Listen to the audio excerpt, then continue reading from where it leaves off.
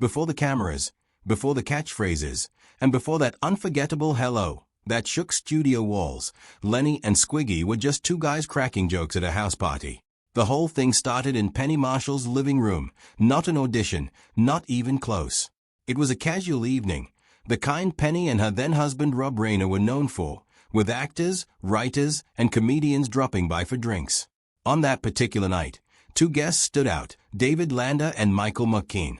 Penny already knew them from The Credibility Gap, a sketch comedy and musical satire group that had built a cult following in the 70s. Their timing, wit, and knack for sharp improved made them the kind of performers you remembered instantly. But something unexpected happened as the group chatted and laughed. David and Michael suddenly shifted gears and became Lenny and Squiggy right there in the living room. 1 second they were themselves, and the next they were two bizarre, lovable goofs with exaggerated accents, nervous tics, and a chemistry that was impossible to fake. Everyone in the room broke down laughing. Cindy Williams recalled that the characters had an energy that filled the space entirely, bouncing off each other like they had been doing it forever. Penny saw it too, and she didn't need a script to know it worked. What she witnessed that night was pure comedic instinct, the way they moved, the way they interrupted each other, the way one pause could make an entire room erupt.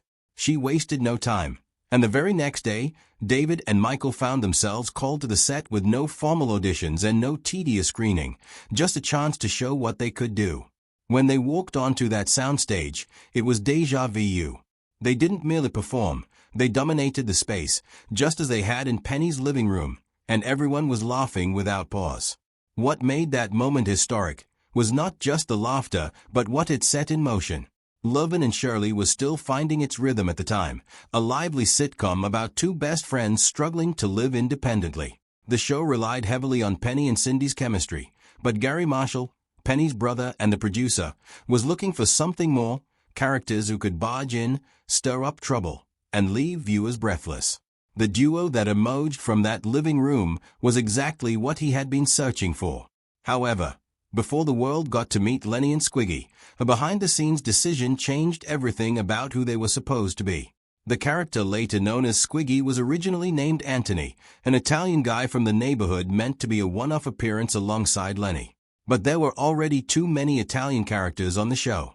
Between Frank DeFazio, Carmine Ragusa, and the overall Italian flavor running through the series, the producers decided they needed something different. So they changed everything. Anthony was out, and Andrew Squiggy Squigman was born. The rewrite freed the duo to be bigger, broader, and far more unpredictable. Their weirdness was no longer tied to ethnicity or location. It was simply who they were. The name itself did a great deal of the work. Squiggy popped off the tongue in a way that was strange, snappy, and just cartoonish enough to stick in your head. It fit perfectly next to Lenny's simpler, everyman tone.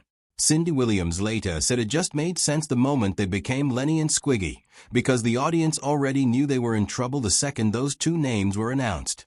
Even the writers benefited from the change, since the characters could now float between different storylines without needing a fixed reason to appear. They could simply pop in, deliver a well-placed joke, and disappear like they had somewhere else to be. Gary Marshall understood precisely what the duo brought to the table, and he understood it in the language of mathematics. To him, every great sitcom worked like a social equation requiring contrast, characters striving for something better and characters below them, reminding everyone that things could always be worse. Laverne and Shirley were working-class dreamers trying to climb out of Milwaukee's brewery life, already funny and relatable. But even lovable underdogs needed someone to look down on, someone louder, funnier, and far less put together. That was where Lenny and Squiggy came in. As Gary put it plainly, someone had to be worse than you. It wasn't an insult, it was architecture. Laverne and Shirley were the emotional center, but Lenny and Squiggy were the pressure valves, bursting in at precisely the right moment to blow the tension sky high. Their appearances were kept short, sharp, and explosive by design. They were the comedic shockwave, the pair who would barge into an argument, drop one absurd line, and make the audience forget they had just watched a scene about heartbreak or money troubles. Cindy Williams once remarked that Gary was like a mathematician when it came to laughs, knowing exactly where to place the joke, how long to let it land, and when to get out before it went stale. Without Lenny and Squiggy, Laverne and Shirley might have easily become just another sitcom about two roommates chasing love and trying to pay the rent. But with them there, a full comic ecosystem took shape: dreamers, chaos makers, and everyone in between. Michael McKean summed it up best when he said they were the chaos that made everything else look sane, the bottom of the ladder, and they loved being there. The entrance itself became an art form unlike anything else on television at the time. Some TV moments you can hear before you see them, and for Laverne and Shirley, that moment was the creak of a door followed by one perfectly delivered word: hello. The audience would erupt every single time, regardless of what the plot was or how serious the preceding scene had been. Penny later recalled that the second that door creaked open, the audience had already started laughing because they knew exactly what was coming. What made the entrance so remarkable was its deceptive simplicity. Lenny stood tall with a goofy grin at the ready while Squiggy barreled in with his jerky stride, shoulders forward, chin up, voice pitched somewhere between a snee and a whine. Every gesture was intentional, and every half second of silence before they spoke built tension to a breaking point. Then came the explosion. Cindy Williams called it controlled chaos, noting that what looked like an accident was actually a science. They knew exactly how to walk in, how long to wait, when to pause, and when to speak. McKean later confessed that he and Lander would sometimes swing the door open and simply stand there in silence, and the audience would laugh anyway. That was the moment they knew they truly had the room. The entrances were the product of endless practice, with timing so synchronized it seemed almost telepathic. The physical choreography was planned down to the minute, the position of each actor, the angle of the lean, the duration of the stare, and precisely when to break it. It was slapstick precision masquerading as spontaneity, and it worked every single time. Behind the laughter, there was also the daily challenge of keeping composure.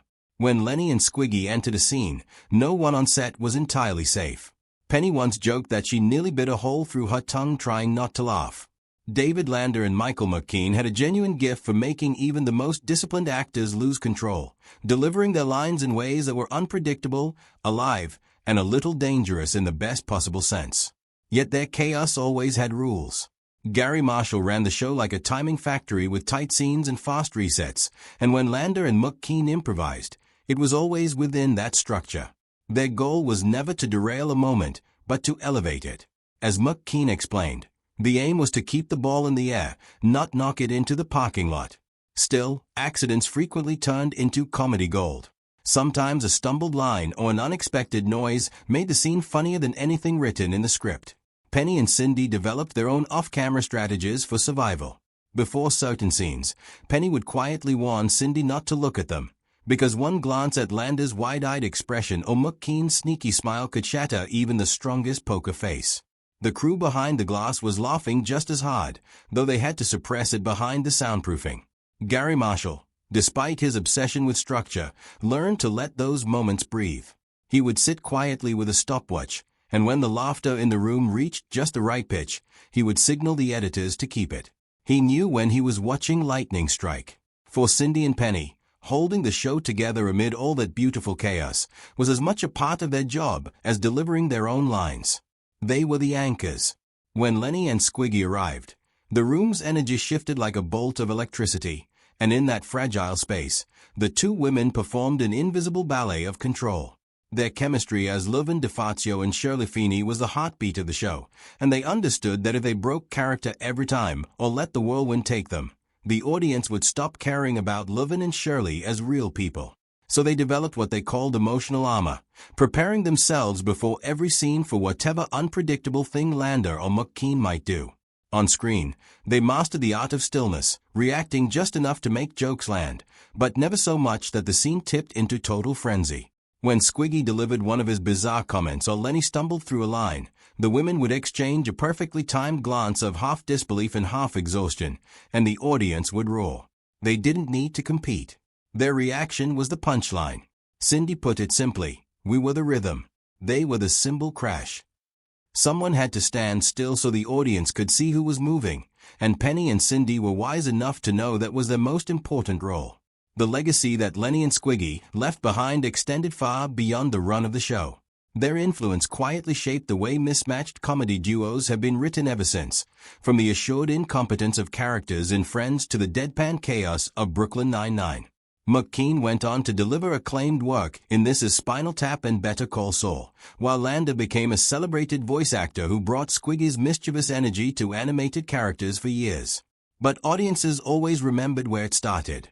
Their friendship endured off-screen through everything, including Landa's long battle with multiple sclerosis, which McKean faced alongside him without stepping back. When David Landa passed away in 2020, McKean described him as a funny man, a kind man, and his friend for 51 years. It was not simply a tribute, it was a love letter to a partnership that had defined both of their lives. What they built together, starting from a casual night in Penny Marshall's living room and carried forward through years of perfectly timed entrances, was something far greater than either of them could have planned. They were imperfect, they were loud, they were genuinely ridiculous, and that was precisely why they were unforgettable. As McKean once said, everyone has a Lenny or a Squiggy in their life. Beneath the wild hair and the bad jokes were two underdogs with simple dreams, big hearts, and absolutely no idea how to reach them. That honesty was what made them timeless. And every time the door creaked open and that voice rang out, audiences everywhere were reminded that sometimes the funniest thing in the world is just walking in like you own the place.